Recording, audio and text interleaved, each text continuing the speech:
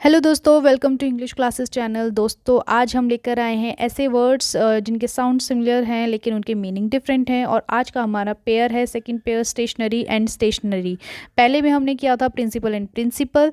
सो आज मैं आपको क्लियर करूँगी कि इन दोनों के बीच में क्या डिफरेंस है। तो दोस्तों, स्टेशनरी एंड ARY वाली स्टेशनरी एंड स्टेशनरी ERY वाली स्टेशनरी, इन दोनों में एक स्लाइट डिफरेंस है। सिर्फ और सिर्फ इन दोनों वर्ड्स में एक ई का और ए का ही डिफरेंस है। ठीक है, तो आज मैं आपको छोटे छोटे एग्जांपल्स देकर इन दोनों में डिफरेंस क्लियर करूंगी, जिसके बाद आपको कभी कोई कंफ्यूजन नहीं होगी कि इन दोनों वर्ड्स को आपको किस तरीके से यूज़ करना है। सो आज हम देखते हैं इन दोनों में डिफरेंस। लास्ट में एक छोटी सी क्यूज दी हुई है, उसको ज़रूर सॉल्व करना है, जब भी आपको इन दोनों में डिफरेंस एकदम क्लियर हो जाएगा। तो चलिए शुरू करते हैं अपना स्टेशनरी ARY वाली स्टेशनरी से। तो स्टेशनरी से शुरुआत करते हैं। स्टेशनरी का मतलब होता है स्टेइंग इन वन प्लेस। ठीक है, जो चीज़ एक जगह पर टिकी रहती है, दैट इज़ नॉट मूवेबल, जो मूव नहीं कर सकती, उसमें हम यूज़ करते हैं ARY वाली स्टेशनरी। इसको याद रखना है स्टे से। जैसे स्टे में ए आता है, उसी तरीके से स्टेशनरी में भी ए आता है। ठीक है, तो ARY वाली स्टेशनरी का जो पूरा लिंक है वो हमें स्टे से जोड़ना है। स्टे में ARAY, ठीक है, उसी तरीके स्टेशनरी ARY वाली भी, उसमें भी ए आता है। ठीक है, तो कोई भी चीज़ जो नहीं हिल सकती है, दैट इज स्टेशनरी ARY वाली स्टेशनरी। जैसे आपका घर, वो स्टेशनरी है। ठीक है, वॉल स्टेशनरी है, आपकी बिल्डिंग स्टेशनरी है, वो चीज़ें कोई मूव नहीं कर सकती, वो सब कुछ स्टेशनरी हैं। ठीक है, जिनको आप नहीं हिला सकते। तो आपको इसी तरीके से याद रखना है। और एडजेक्टिव और एडवर्ब्स की को हम जब हम ग्रामर पढ़ेंगे तब मैं आपको क्लियर करूँगी कि क्या होते हैं एडजेक्टिव और क्या एडवर्ब्स। ठीक है, तो आपको भी सिर्फ ये याद रखना है कि stationary can be used as adjective और एडवर्ब।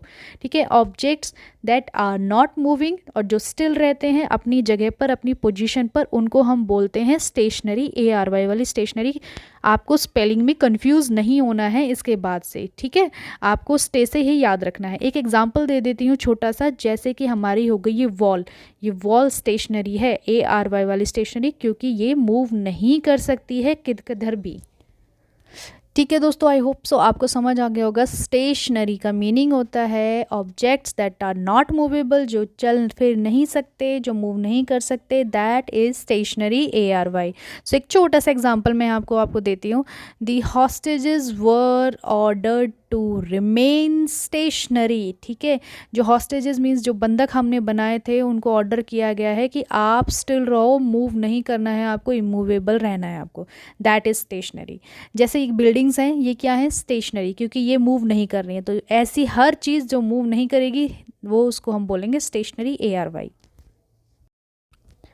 और अब हम करते हैं ERY वाली स्टेशनरी। ठीक है, तो स्टेशनरी ERY को कैसे याद रखना है, पेपर से। जैसे पेपर में ER आता है, ऐसे ही स्टेशनरी ER वाली को आपको पेपर से याद करना है। मतलब आपको राइटिंग और ऑफिस सप्लाई जो भी चीज़ हैं, ठीक है, जैसे कि आपको पेपर चाहिए, आपको पेन चाहिए, पेंसिल चाहिए, आपको स्टेपलर चाहिए, कुछ भी चाहिए आपको, ठीक है, आपको वो किससे मिलेंगी, स्टेशनरी से मिलेंगी, ERY वाली ओके। स्टेशनरी का एक छोटा सा एग्जांपल, जैसे इस तरीके से स्टेशनरी जो आप लेने जाते हो शॉप पर से, ठीक है, बच्चों के लिए पढ़ने के लिए किताब, पेंसिल वगैरह, ये सब स्टेशनरी का example.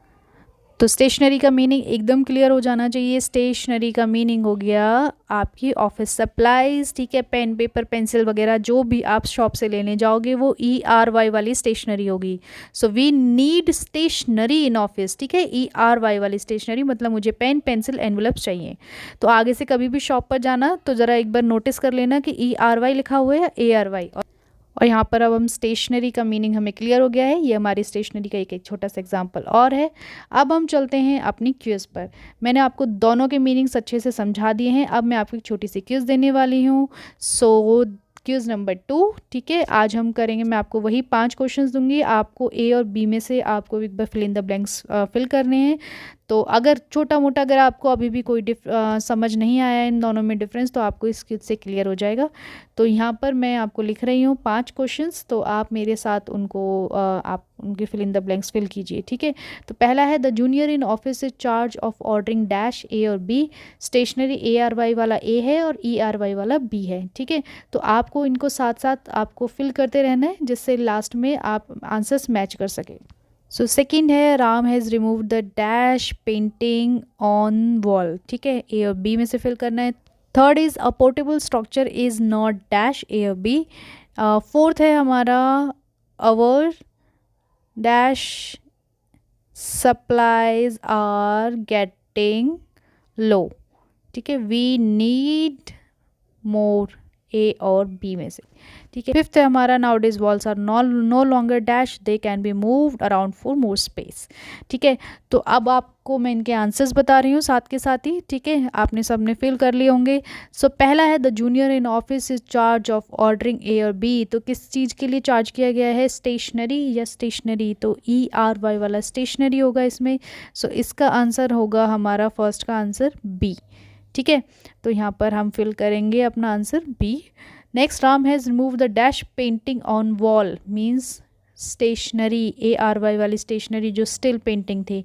A portable structure is not stationary, ARY वाली स्टेशनरी। सो ये our dash supplies are getting low. So कौन सी सप्लाई, स्टेशनरी, ERY वाली पेपर सप्लाई गेटिंग लो।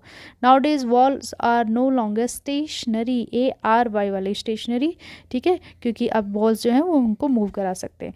तो ये हो गया हमारी क्विज 2। आई होप सो आप सबके आंसर्स क्लियर हैं और आपको अब कोई डाउट नहीं है स्टेशनरी और स्टेशनरी में। सो थैंक यू दोस्तों, कल मिलेंगे एक और अलग वीडियो के लिए, अलग वर्ड के लिए। जब तक आप वीडियो देखते रहिए एंड चैनल को सब्सक्राइब करना ना भूलिए। Thank you so much.